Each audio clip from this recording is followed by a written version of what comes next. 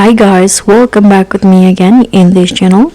So in today's tutorial, I'm going to show you how you can catch the monster sharks in fish eats.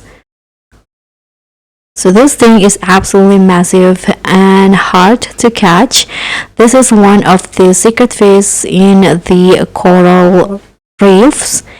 And here I'm going to show you how you can catch this one. I'm going to break down the gear that I use and also the exact locations. So first, for the gear I'm using, as you guys can see, I'm still on my almond rod and also with the Singularity bait. And as for the location, from this bridge you can just go down here,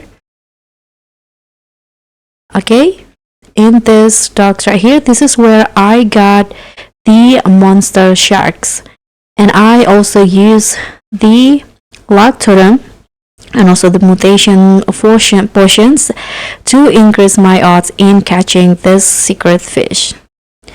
So that's all for me. That's how you can get this monster shark.